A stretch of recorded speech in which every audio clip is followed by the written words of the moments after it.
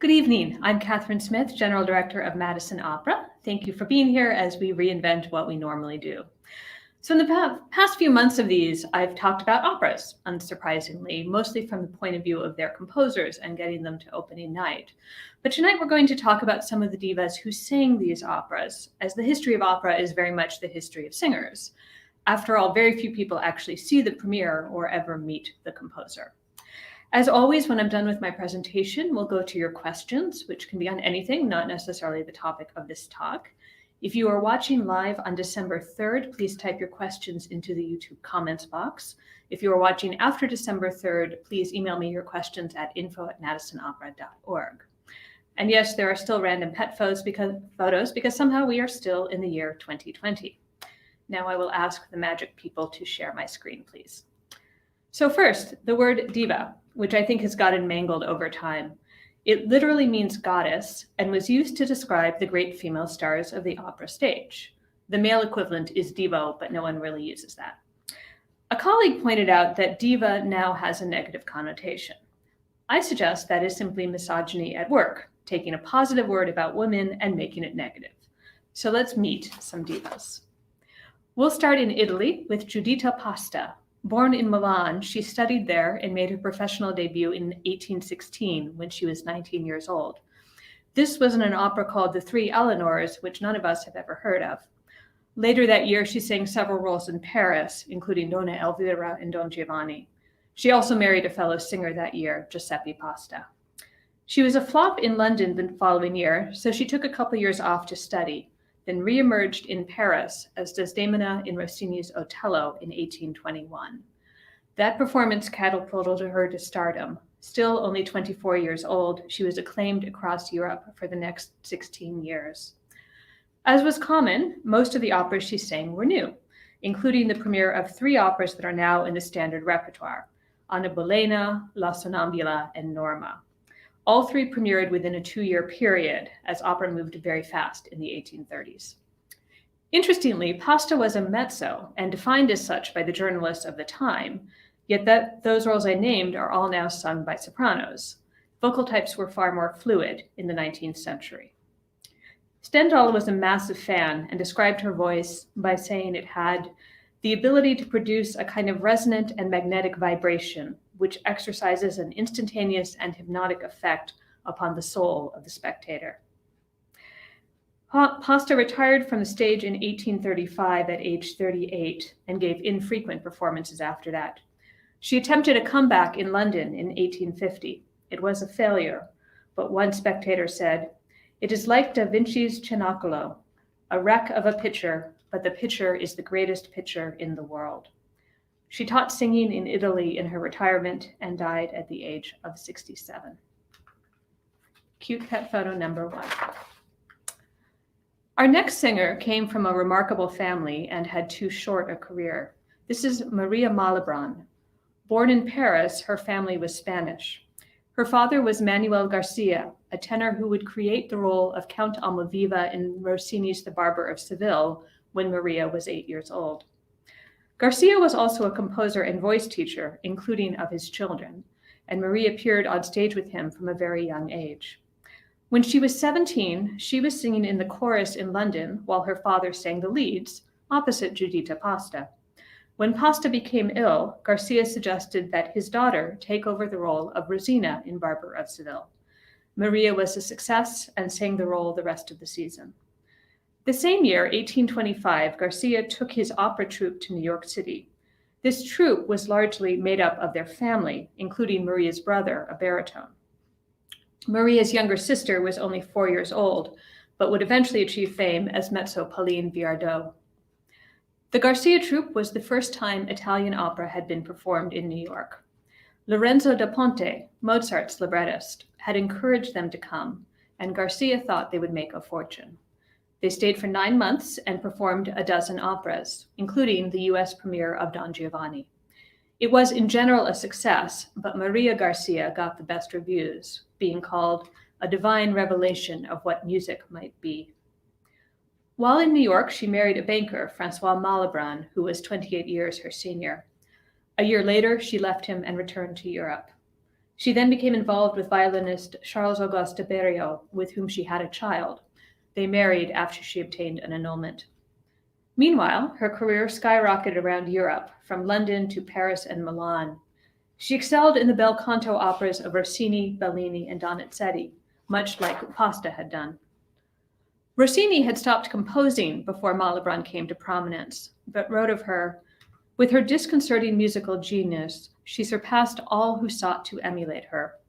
And with her superior mind, her breadth of knowledge, and unimaginable fieriness of temperament, she outshone all other women I have known." Other composers like Chopin, Mendelssohn, and Liszt praised her emotional intensity on stage. But no one is ever universally liked, and painter Eugène Delacroix said that she tried to appeal to the masses who have no artistic taste. Pasta had created one of Donizetti's tutor queens, Anna Bolena, and Malibran created another one, Maria Stuarda. If you heard my talk on opera and politics, you won't be surprised that the opera's portrayal of Mary Queen of Scots caused some problems with the censors. More interesting is that Donizetti made the text changes required, but Malibran often ignored them. Censors only have so much power once the curtain goes up. She also created leading roles in operas that faded into obscurity, like Giovanna Grey and The Maid of Artois. In July 1836, Malibran fell off her horse while out riding. Although injured, she refused to see a doctor and continued to perform. That September, while participating in a music festival in Manchester, she collapsed on stage. She died a week later at age 28. Of her brief life, one critic wrote, "She passed over the stage like a meteor, as an apparition of wonder." So you have probably heard of our next singer, thanks to the movies, Jenny Lind. Born in Klara, Sweden, her father was a bookkeeper and her mother was a teacher, and they didn't get married until Lind was a teenager. She studied at Sweden's Royal Dramatic Academy and began to sing publicly when she was 10. She then hit a vocal crisis at age 12. She reemerged at age 18 in a medium-sized role at the Royal Swedish Opera. She was the member of that company for a few years, but her lack of training destroyed her voice. So at age 21, she went to Paris to study with Manuel Garcia, the brother of the late Maria Malibran. He promptly told her that she had no voice and needed to stop singing. She did so for 3 months, and then he agreed to teach her. After 2 years of studying with Garcia, she returned to the Royal Swedish Opera, now 23 years old, and became a star. As the 1840s went on, she sang across Scandinavia, as well as in Germany, Austria, and England, where she would eventually live. So a side note, while she was studying in Paris, she had auditioned for the Paris Opera. They rejected her, so after she became famous, she turned down all invitations to go back there and sing. Also, sometime in this period, she became known as the Swedish Nightingale. She debuted in London in 1847. Queen Victoria attended and drew these sketches.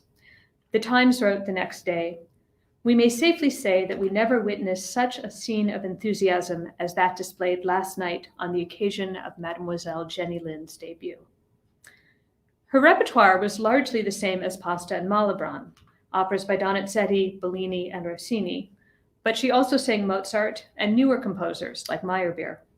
She sang the world premiere of Verdi's I Masnadieri in London, conducted by Verdi himself. And yeah, you have not heard of that opera for a reason. As to her singing, the consensus was that she was not a talent on the level of Malibran or Pasta. Basically, she was judged to not be sufficiently Italianate, which, given that she was Swedish and lived in London, makes sense. When she came to the US, the New York Herald wrote that her style was suited to please the people of our cold climate. She will have triumphs here that will never attend her progress through France or Italy.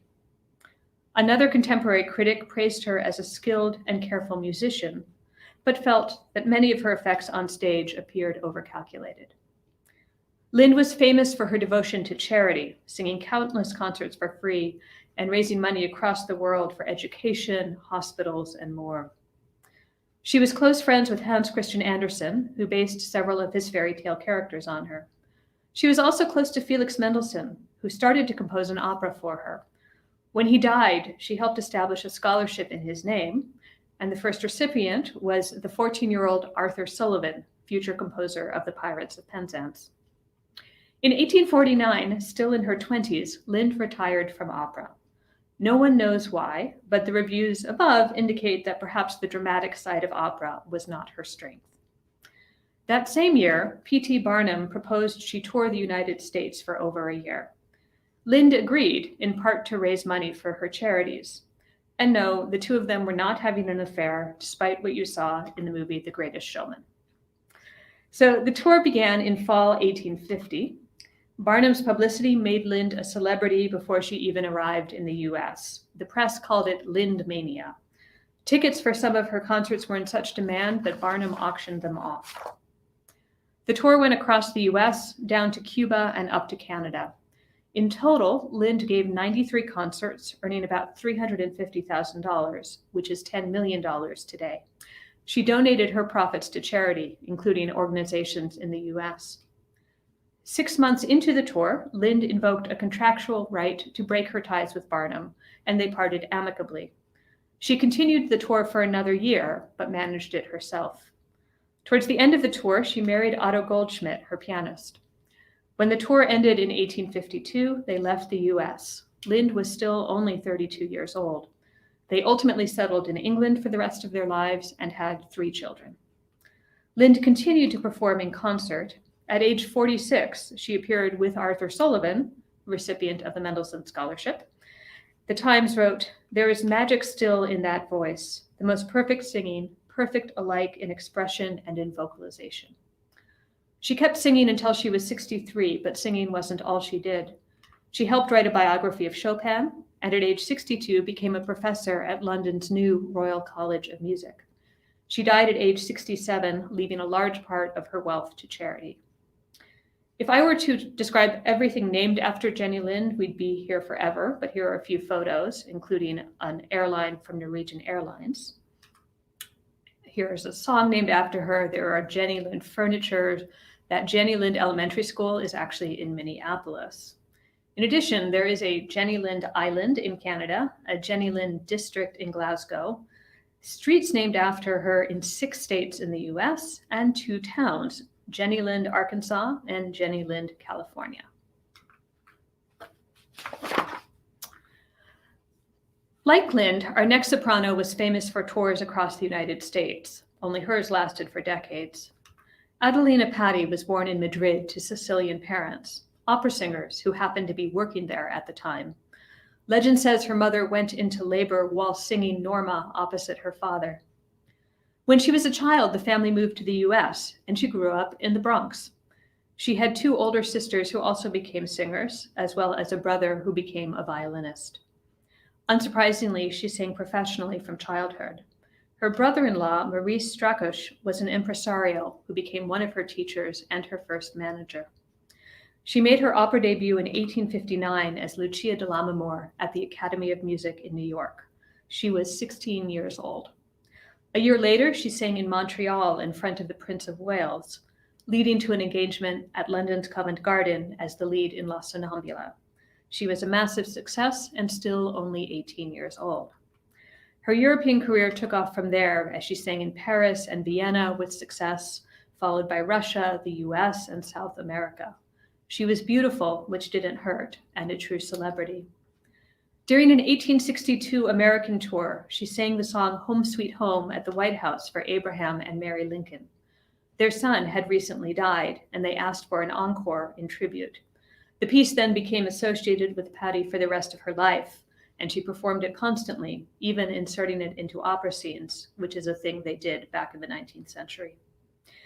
She continued to tour Europe and Russia in the following decades, from her early 20s into her 40s, and she toured the US annually from age 38 to 61, giving concerts in big cities and small towns alike. As to her voice, it was initially a coloratura soprano, sweet and pure with very flexible high notes. As she grew older, her voice matured, enabling her to sing heavier roles, including some of the comparatively new operas by Verdi, Rigoletto, Il Trovatore, and La Traviata. One critic said, "Her voice was a technical marvel. The staccatos were marvels of accuracy. Her legato was impressively smooth and pure. She connects the voice from note to note, phrase to phrase, lifting and gliding with an exceptional virtuosity. That said, no one ever accused her of being a great actress. George Bernard Shaw wrote, "Madame Patty's offenses against artistic propriety are mighty ones. She seldom even pretends to play any other part than that of Adelina, the spoiled child with the adorable voice." Famous since age 19, Patty was well aware of her worth and negotiated smartly. In her prime, she was paid $5,000 a night, which is over $150,000 a night now. And she insisted she be paid in gold before each performance. Why before? Because you couldn't trust the managers to pay you after. They were unscrupulous. She even trained her pet parrot to squawk cash whenever one particular manager walked into her dressing room. She was once asked which king or queen she liked best of all the ones she had met in her career. After some thought, she chose Alexander II of Russia, saying, "He gives the best jewelry." Jewelry, after all, was portable wealth. Like any modern artist, her contract stipulated that her name be printed larger than any other name in the cast, and it added that she was free to attend all rehearsals but not obligated to attend any. Indeed, she would send her manager or maid to rehearsals in her place and said, "Rehearsals tire the voice." For those wondering if the behavior still goes on, yeah, it does.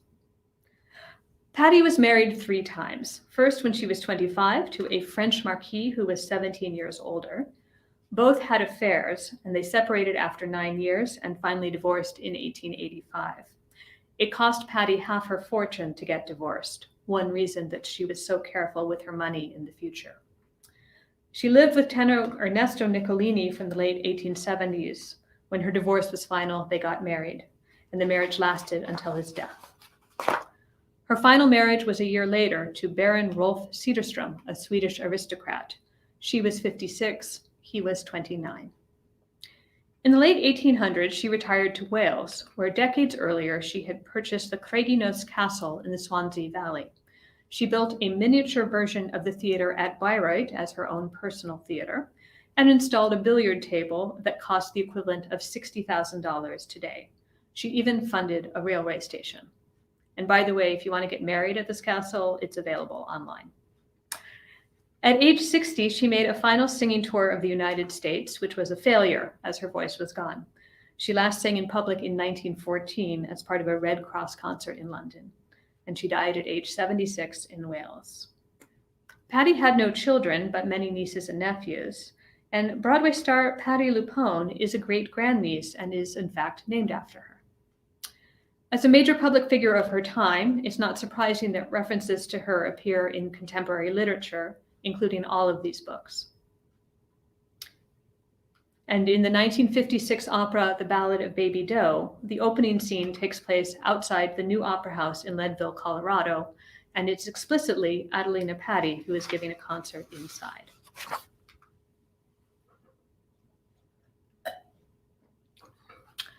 From the Bronx to Wales, we now jump to Australia and a soprano who rivaled Patty for name recognition.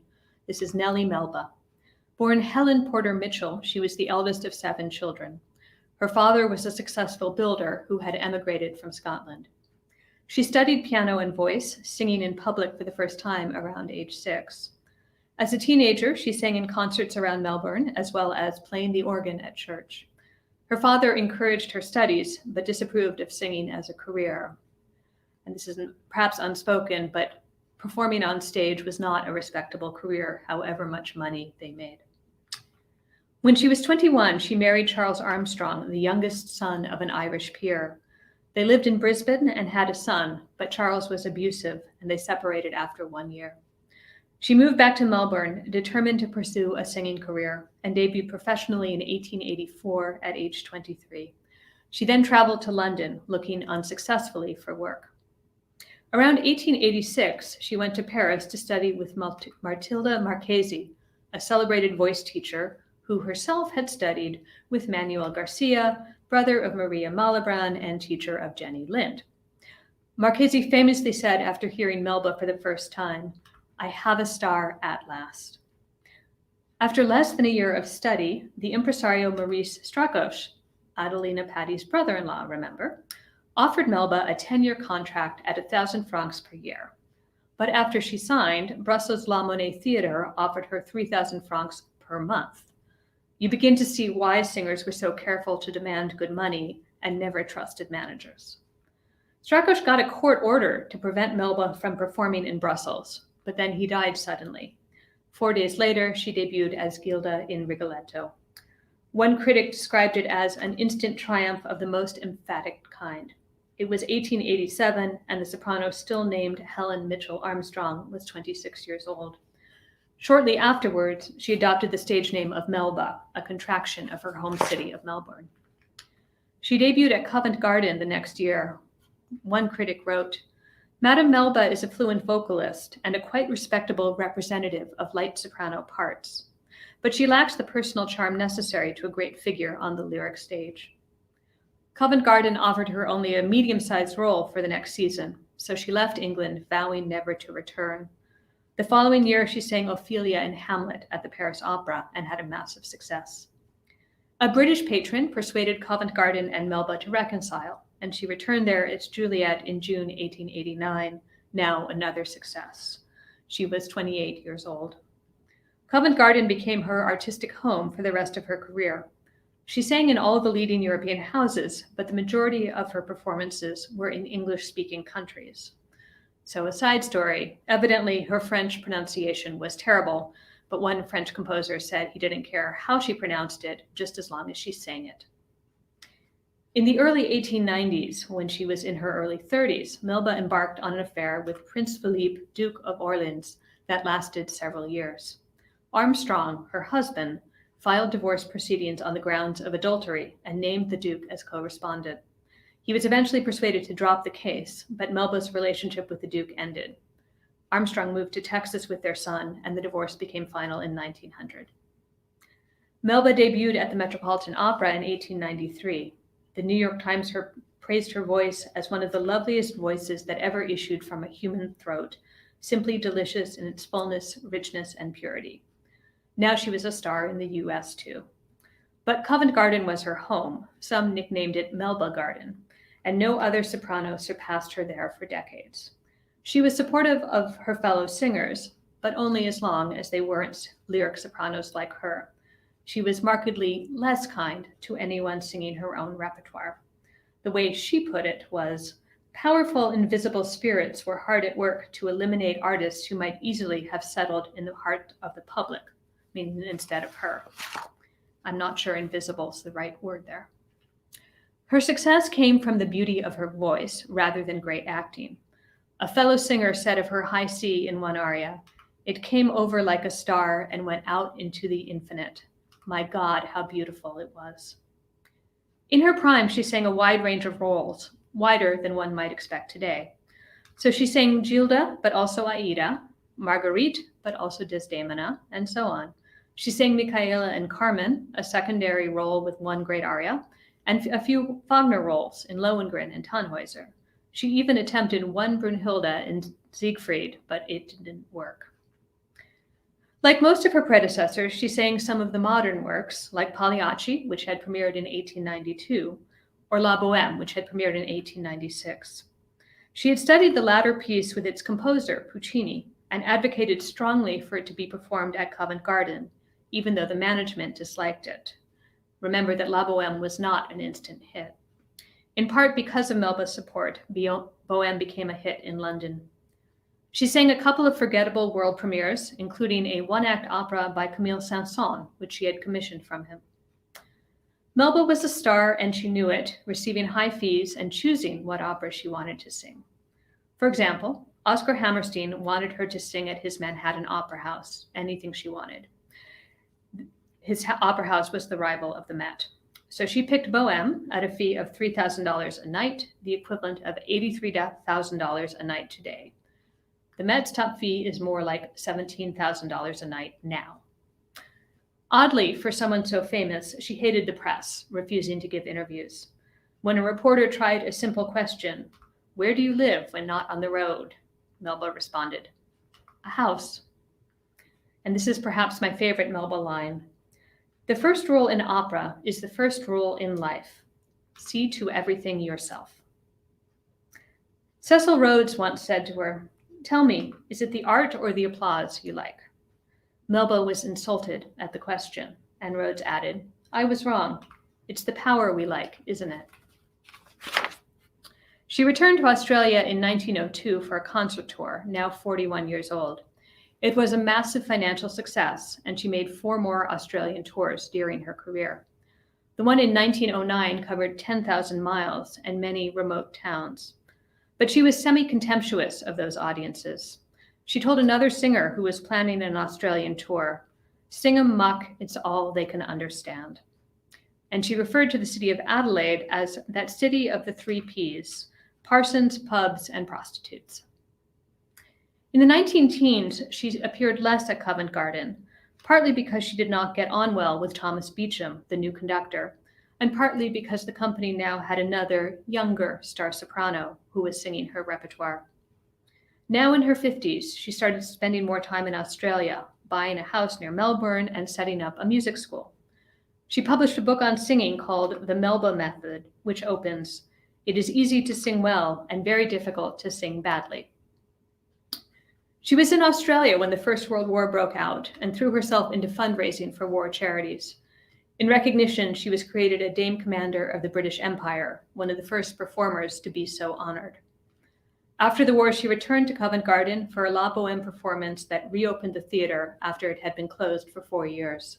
She continued to sing there for several more years before finally retiring at age 65. Her farewell appearance included scenes from 3 different operas, and in her curtain speech, she thanked the management, the audiences, the orchestra, chorus, stagehands, and even the stage doorman. When someone later pointed out that she forgot to thank the box office, she responded, "The box office should have thanked me." She made a long series of farewell appearances in Australia, from which came the vernacular expression, "More farewells than Dame Nellie Melba." Her last performance was a charity concert in London in 1930. She returned to Australia and died in 1931 of sepsis developed after surgery. She was 69 years old. Her death made front-page headlines around the world, and part of her funeral was filmed. And if you haven't heard of Melba before now, you have probably heard of at least one of the dishes that Escoffier created in her honor, like peach Melba or Melba toast. Other things named after her include a suburb in Australia, the Melbourne Conservatorium, Melba Avenue in San Francisco, and a variety of poplar tree.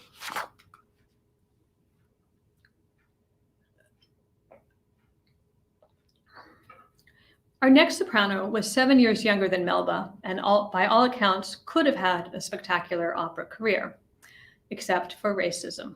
Her name is Cecilia Jones. Matilda Cecilia Joyner was born in Portsmouth, Virginia. Her father, Jeremiah, had been a slave and was now an African Methodist Episcopal minister. She began singing around the house at a young age. When she was 6, her family moved to Providence, Rhode Island, and she sang in her father's church. She started studying music formally at the Providence Academy of Music when she was 14. The same year, 1883, she married David Richard Jones, a newsdealer and hotel bellman. A few years later, she started studying at the New England Conservatory of Music with Flora Batson, a Black singer only a few years older than her, who would go on to have something of a rival career. She also studied at the Boston Conservatory. She made her New York debut in 1888 at Steinway Hall, followed by other performances in that city. Adelina Patti's manager heard her and recommended that she go on tour with the Fisk Jubilee Singers. She did so, making tours to the Caribbean in 1888 and 1892. She was in her very early 20s. Around this time, one critic dubbed her the Black Patty, a name she actually disliked. She later told a reporter that the name rather annoys me. I am afraid people will think I consider myself the equal of Patty herself. I assure you I don't think so, but I have a voice and I am striving to win the favor of the public by honest merit and hard work. She sang at the White House for the first time in 1892 for President Benjamin Harrison. She subsequently sang for Presidents Cleveland, McKinley, and Theodore Roosevelt. For the first 3 performances, she had to enter the White House through the back door. She was not allowed to use the front door until the Roosevelt performance. 1892 was a whirlwind year for her. In April, she sang at the Grand Negro Jubilee at Madison Square Garden before an audience of 75,000 people. She was a massive success, and invitations poured in. 2 months later, she became the first African American to sing at New York's Music Hall, what we now know as Carnegie Hall. A critic wrote, "If Madame Jones is not the equal of Adelina Patti, she at least can come nearer to it than anything the American public has heard. Her notes are as clear as a mockingbird's, and her enunciation is perfect." Her fees rose accordingly. She received $2,000 for a week-long appearance in Pittsburgh that year, or $58,000 today. Definitely not on the scale of Adelina Patti in her prime, but pretty good for a 23-year-old who had only just emerged professionally. So for some timeline context, Patti herself was still touring the US at this point, but she was several decades older than Jones. Jones met Antonin Dvorak in 1893, and the next year he featured her as a soloist on his concert in New York, including his own arrangement of a Stephen Foster song. She became one of the most famous and highest paid Black performers of her time. Her concert repertoire would be a mix of opera and songs, for example, mixing Sempre Libera from La Traviata, the Bach Gounod Ave Maria, and Swanee River. She toured South America, Australia, India, and Africa. In 1895, when she was 26, she went on a tour across Europe, London, Paris, Berlin, Munich, Milan, and St. Petersburg. She wrote in her letters that she encountered less racism in Europe than she had in the US. Indeed, racism fundamentally limited what she could do in the US. According to one account, the Metropolitan Opera considered hiring her, but then rescinded the offer. The Met didn't have its first Black principal artist until 1955, when Marian Anderson made her debut. So in 1896, Jones formed the Black Patti Troubadours. It was essentially a revue show made up of dancers, jugglers, comedians, and a 40-person chorus. During the final part of the show, Jones performed arias and opera scenes. And the shows had titles like A Trip to Africa, In the Jungle, and Captain Vasper. A review from the Indianapolis Freeman said, "Not only is the solo singing of the highest order, but the choruses are rendered with a spirit and musical finish which never fail to excite genuine enthusiasm." In their later book, Black Magic, about African-American entertainers, Langston Hughes and Milton Meltzer described her as a stunning woman with a beautiful voice. The Troubadours performed to predominantly white audiences, but also at Black-owned theaters. Among its members were Bert Williams, who would go on to solo Broadway stardom.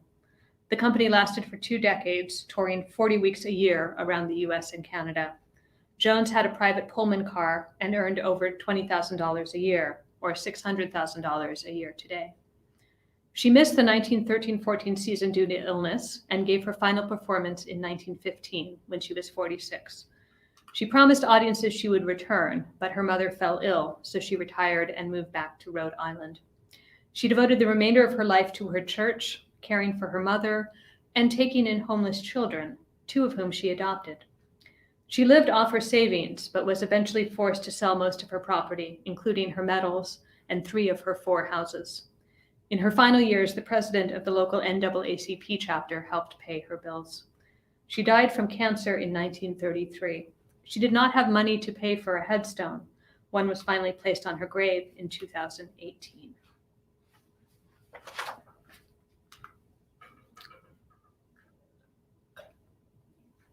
Staying in America, our next soprano had her own set of groupies. This is Geraldine Farrar. She was born in Massachusetts. Her father was a Major League Baseball player who ran a store in the off-season. She began studying music at age 5 and moved to New York to study at age 16. There she met the wife of the Met's general manager, leading to an audition for a particular role. Nellie Melba was slated to star in a bigger role in the piece. But the teenage Farrar was definitely not ready for the Met. She was invited to sing in a concert there instead, but declined. Her parents took her to study in Paris and then in Berlin with Francesco Graziani, whose tenor brother had created the role of Alfredo in La Traviata. Have I mentioned recently how very small the opera world is? Farrar debuted at the Berlin State Opera in 1901 when she was 19 years old, singing Marguerite in Faust. She stayed with the company for 3 years, singing roles like Manon and Juliet, while also continuing to study. Interestingly, she sang all of her roles in Italian, even the French operas, while the company around her sang their parts in German. She also began an affair at this time with Crown Prince Wilhelm of Germany, who was her age. In 1905, Richard Strauss invited her to Dresden for the premiere of his opera Salome. The two had worked together in Berlin, and he wanted her to sing the title role, offering to change it to suit her lighter voice. She said no, as no alterations could possibly get her vocally through Strauss's score. Strauss said, "But you have such dramatic possibilities. You can act, you can dance half naked. No one will care if you sing or not." From Berlin, she went on to 3 years at the Monte Carlo Opera before debuting at the Metropolitan Opera as Juliet in 1906 when she was 24. She would stay at the Met for the rest of her career, singing 672 performances of 29 roles. Her repertoire included operas like Faust and La Traviata, and even the Cherubino in The Marriage of Figaro. And you might have noticed that I've barely mentioned any Mozart operas in this talk. And that's because, apart from Don Giovanni, Mozart operas were not standard repertoire in the 19th century. They didn't become so until the mid-20th century. Farrar was praised for her acting and became a box office star, selling more tickets than performers who were technically better singers. As her career advanced, she specialized in roles like Tosca and Carmen that showed off her acting abilities more than her singing. In admiration, tenor Enrico Caruso, with whom she often sang, coined the phrase Farrar farà, say that 8 times fast, which means Farrar will do it, meaning she'll find a way to pull it off no matter what it is. In common with her predecessors, she sang new operas, creating the title roles in operas by Mascagni and Giordano, as well as Puccini's Suor Angelica and Humperdinck's Königskinder. For the latter, Farrar trained her own flock of geese, even bringing one out for her curtain call. So a semi-story, the Met used to tour every spring back in those days. And when they took Königskinder out on tour, they decided not to take their trained geese, but instead use local geese in each town. It went about as well as you can imagine. Farrar's glamour and star quality developed into a large popular following, especially among New York's young female opera goers, who were known as Jerry Flappers. Farrar had a long relationship with the Italian conductor Arturo Toscanini. They first worked together on the Met premiere of Madama Butterfly in 1907. She was 25, he was 40. They clashed on who should control the tempi. Farrar pointed out that she was the star. Toscanini said, "The stars are all in the heavens." Farrar responded, "The public pays to see my face, not your back."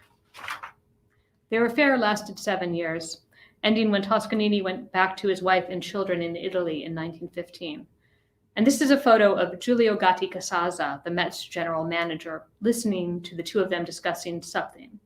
His expression says a lot. Around this time, silent films were emerging, and Farrar starred in a dozen of them between 1915 and 1920, all filmed during the Met's off-season.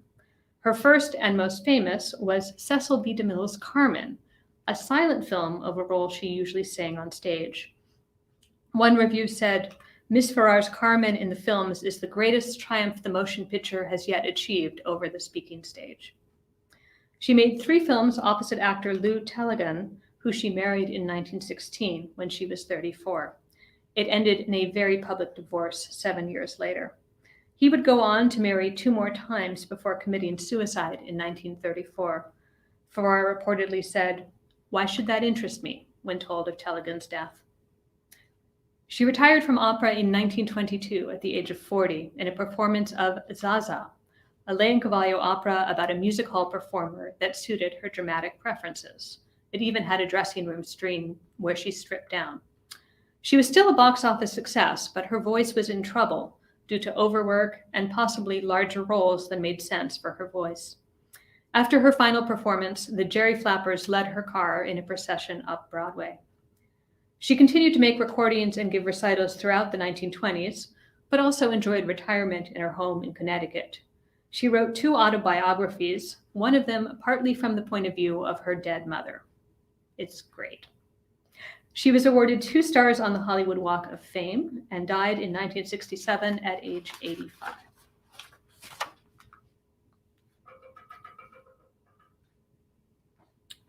Our final soprano overlapped with Farrar a bit and similarly ruled the Met stage. This is Rosa Ponselle. Born Rosa Ponselle in Connecticut to Italian immigrant parents, she was the youngest of 3 children. She had a mature voice at an early age and initially sang without any training. She played the piano and got a job accompanying silent films in her town. She started singing to the audience while the projectionist changed film reels, and by the time she was 17, she had a long-term gig at a large movie house near Yale. Her older sister Carmela, meanwhile, had become a vaudeville singer. She had Rosa audition for her agent, and the two of them were hired as a sister act. Between 1915 and 1918, the Ponselle sisters became headliners on the Keith vaudeville circuit, touring the country with an act consisting of ballads, popular Italian songs, and opera arias and duets. When they asked for a large fee increase in 1918, the Keith circuit dropped their act. Carmela had been studying voice in New York, and her teacher now agreed to work with Rosa, too. He also persuaded Enrico Caruso to come hear both sisters. Caruso was impressed with Rosa and arranged an audition for the Met's general manager, who offered her a contract. The newly named Rosa Ponselle made her Metropolitan Opera debut in November 1918 as Leonora in Verdi's La Forza del Destino, opposite Caruso. It was her first performance on any opera stage, and she was 21 years old. As an aside, it's also a really hard role to sing. In spite of extreme stage fright, which never went away, she scored a tremendous success. The New York Times wrote, "What a promising debut. Added to her personal attractiveness, she possesses a voice of natural beauty that may prove a gold mine. It is vocal gold, anyhow." She would stay on the Met roster for 19 years, singing 411 performances. Her repertoire was almost the complete opposite of Geraldine Farrar, encompassing heavier fare like Aida, Il Trovatore, L'Africaine, and Andrea Chenier. In 1927, she added Norma, a role that was acclaimed as her very best. She sang new operas too, but pieces like Braille's The Legend and Montemezzi's The Night of Zarema didn't last. A posthumous critique says, Poncelle's voice is generally regarded as one of the most beautiful of the century.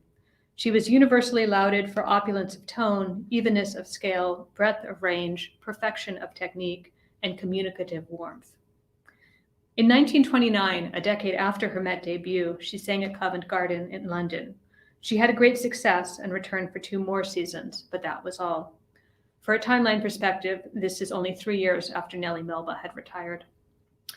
In 1933, she sang in Italy for the first time, and she said she only did so because she had promised her mother she one day would sing in Italy. She sang 1 opera in Florence, and it had a massive success. An opera from Milan's La Scala followed, but she was terrified of their audiences, so she turned them down. Other than London and Florence, she never sang outside the US. In 1935, now age 38, she sang her first Carmen at the Met. Audiences loved her, but the critics trashed her performance. Vulgar was probably the nicest thing said. By then, her voice had changed. The only roles she sang that season were Carmen and Santuzza, both of which are mezzo roles. Her last opera performance was as Carmen on tour with the Met in Cleveland in 1937. She was 40 years old, the same age at which Farrar had retired. Some say that she didn't consciously retire, she simply stopped singing. She'd been losing her top notes, she'd been fighting with the Met management over repertoire, and she'd had extreme stage fright for 2 decades. She later said that she never missed performing after she retired. Also, her personal life had changed. In 1936, she married Baltimore socialite Carl Jackson, and they built a home near Baltimore called Villa Pace, where she lived for the rest of her life. She and Jackson divorced in 1949, but she kept the house. Although she never sang in public again, she continued to sing at home for friends, who reported that her voice was still in great shape.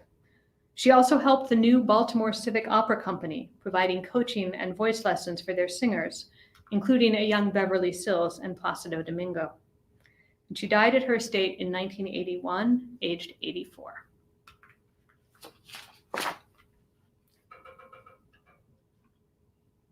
So there are a few things I now want to look at collectively, starting with recordings. In very broad terms, recording comes about in the second half of the 19th century, with Thomas Edison making them starting in the 1870s. The Victor Company came to prominence in the early 1900s and developed electrical recording processes in the 1920s. So unsurprisingly, Rosa Poncelle's recordings are the best. Jenny Lind is believed to have made an early recording for Edison, but if so, it doesn't survive. And it would have been bad given the technology and the fact that Lind was in her 60s. Adelina Patti made recordings around 1890, and those are lost. But in 1905 and 1906, she made more than 30 recordings at her Welsh home.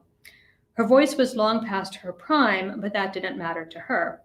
Her accompanist recounted the first time Patti heard her own voice. She threw kisses into the trumpet and said, "Now I understand why I am Patti. What a voice, what an artist. I understand everything." Nellie Melba's first recordings were made around 1895. A reporter was impressed. The next cylinder was labeled Melba and was truly wonderful, the phonograph reproducing her wonderful voice in a marvelous manner. Melba was less impressed. "Never again," I said to myself as I listened to the scratching, screeching result. "Don't tell me I sing like that or I shall go away and live on a desert island." The recordings were never released. It's believed Melba had them destroyed.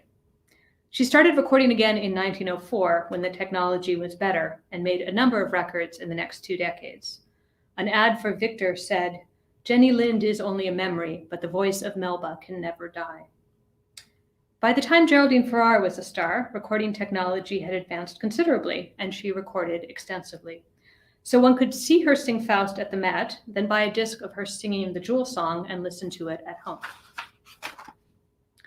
Showing the great hunger for recordings, Rosa Poncell signed a 5-year contract in 1918 before her Met debut, which you'll remember was the first time she had ever sung an opera. She made 44 discs in those first 5 years alone and kept making recordings throughout her career. In 1954, when she was deep in retirement, RCA Victor took its recording equipment to Villa Pace and recorded her singing 53 songs. And they showed that her voice was still in great shape at age 57. Radio broadcasts started developing too. Farrar became one of the first performers to sing on radio, taking part in a publicity event in New York in 1907. In 1920, Melba sang 2 arias and a trill on a radio broadcast from Marconi's factory. It didn't sound great, but the technology was starting. Her 1926 Farewell to Covent Garden was in fact broadcast, although not widely. As radio came into its prime in the 1930s, Poncell naturally sang on it a lot. And the Met's first radio broadcast was in 1931. Although Farrar had retired from singing years earlier, she did become a Met intermission commentator for 1 season. And a final note on the popular entertainment front, many of these women had movies made about them. For example, films have been made about Maria Malibran in Italian, French, Spanish, and German. There have been 2 films about Jenny Lind, one a 1930 Hollywood film starring Grace Moore, who was herself a celebrated singer, and one a 1941 German film. I'm not counting The Greatest Showman. Intriguingly, Elvis Costello announced he was writing an opera about Jenny Lind, but I don't think it came to pass. Nellie Melba's secretary wrote a thinly veiled novel about her, Evensong, that was then turned into a film in 1934.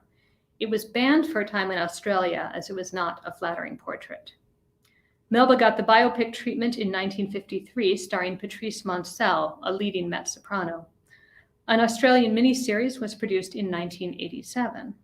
And more recently, Nellie Melba visited Downton Abbey, played by New Zealand soprano Kiri Te Kanawa.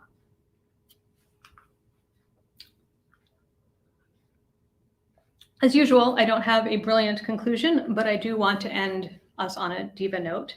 So Bellini's opera Norma is about a druid priestess. Not quite a goddess, but the costume kind of looks it. So Judita Pasta created the role of Norma, and several of the singers I mentioned sang it. These are just the ones whose I could find photos of them in costume. So there is a musical lineage and heritage that passes from Italy to Sweden to the US over the course of the century between Pasta and Rosa Ponselle. And that's pretty cool, I think. Okay, time for questions. If you're watching this live, please type your questions into the YouTube conversation box so I can see them. And if you're watching this after December 3rd, feel free to email me at info@madisonopera.org. Okay, let's see. Start from seeing these for the first time. Why are there so many more famous female opera singers than conductors, librettists, composers? I'm assuming you mean why are there not female conductors, librettists, and composers? Not why are women more famous as singers? Sexism, plain and simple. We're talking a time period in which women were not considered, didn't go to school to write music, certainly wouldn't hire them to write librettos. They're barely allowed on stage. There's a story I didn't include of Judita Pasta in the US. They wanted to throw a banquet in her honor, and all the women refused to attend because she'd been divorced. So no more awful question than that. With which past and present divas would you want to go get a drink? Geraldine Farrar. Honestly, like, she sounds like she was a heck of a lot of fun. Rosa Ponselle sounds like once she got over 2 years of backstage nerves, and they were severe nerves, like she would tear scenery. I mean, it was just hell. Yeah, I would say Geraldine Farrar first and foremost. Adelina Patti sounds like she's a problem. Nellie Melba might be fun since I'm not a singer. I wouldn't want to like get near her if I were a soprano. How often did composers write for singers, and does it still happen today? Pretty much all the time, in that the theaters, back at least in the 19th century, would have a cast of singers, and they'd say to the composer, you're writing this opera for these singers. Sometimes composers developed relationships with singers. I mean, I don't think it's coincidence that Bellini wrote two operas for Pasta. And yes, it does still happen today, absolutely. I mean, we know Jake Heggie has written operas for people. I don't know that they write only for people because they want their operas to have lives, but I would say it still absolutely goes on. For modern opera singers, are there certain rookie roles, then diva roles, then twilight roles? Or once you go diva, can you never go back? Nellie Melba, clearly, once she went diva, never went back. So let's see. Yes, in an age perspective, just almost leaving talent aside for a moment. I know that sounds strange, but all of these singers, at least the ones sort of after 1850, started singing the lighter roles because their voices are lighter. They started with bel canto, maybe a little Mozart, and they don't add the big heavy stuff until they're older. So in that sense, there's sort of rookie roles to diva roles. Twilight roles, of the divas we talked about, they clearly all went out singing what they've been singing all along. I have to say Nellie Melba retiring singing La Boheme at 65 is pushing the envelope a little. But these days, smart singers pick older roles. For example, and I get the character wrong, in Tchaikovsky's Queen of Spades, there is a fabulous role for an older woman that like can steal a scene. She comes back from the dead and haunts the tenor. It's great. And there have been some famous singers in their day who have returned to the Met to sing that role. So there are good roles out there that actually require it. What is the hardest role for sopranos and why? You'd have to probably ask a soprano. I think it really depends though, but reading about sopranos, it seems just that for some of them, coloratura is easy, for some, Wagner's easy. I mean, I didn't go past Poncell, but if I were going to, I'd jump to Kirsten Flagstad, a great Wagner soprano. And for her, Wagner was easy because that's just how she was built.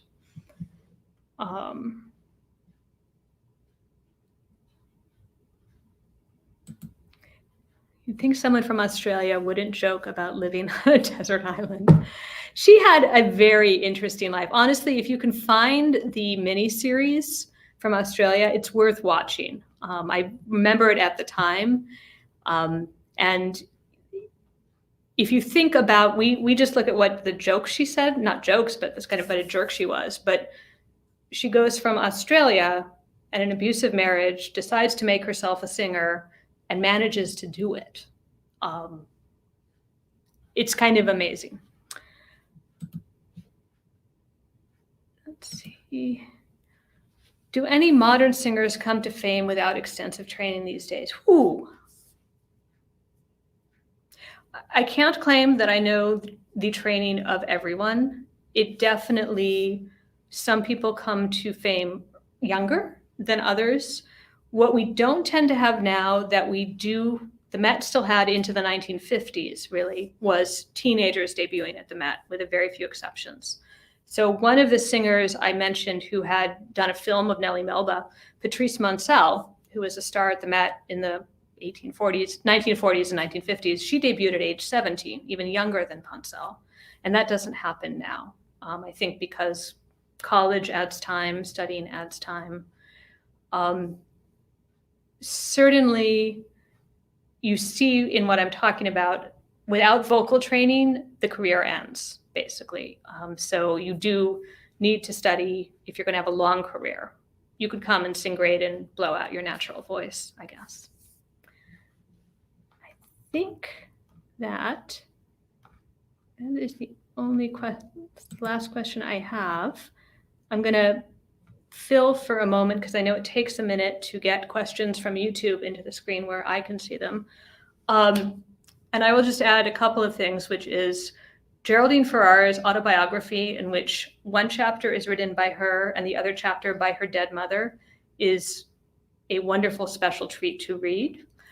And Colonel Mapleson, a famous impresario of the 19th century, wrote his memoirs, which tell his side of the story of touring with people like Adelina Patti. So there's many sides to stories about these women, all of whom, again, let's be clear, they were divas, they rocked it. Don't listen to their recordings thinking you'll understand their voices, like the Adelina Patti ones are terrible, but they are why we have opera. So, okay, so I'm going to draw this opera novice to a close. Thank you for tuning in wherever and whenever you're watching this. Our next digital fall event is Opera Up Close Cocktail Hour next Sunday, December 13th, and we'll be talking with designers, a set designer, a costume designer, and a lighting designer. Please join us for the conversation and have your questions ready. And then, oh, I see this question. Can you remind us the name of the book? Such Sweet Compulsion is the name of the absolutely insane Geraldine Farrar autobiography. Such Sweet Compulsion. So after Opera Close Cocktail Hour on Saturday, December 9th, we have our live from the Madison Opera Center. This one is going to be a holiday concert, and it stars the wonderful baritone Will Liverman with violinist Suzanne Bia and pianist Scott Gendel. Please tune in. And as always, I'm so grateful to you for sharing your time with us. I hope you have a wonderful evening. I hope this distracted you a little bit from the madness of our world. Have a great night.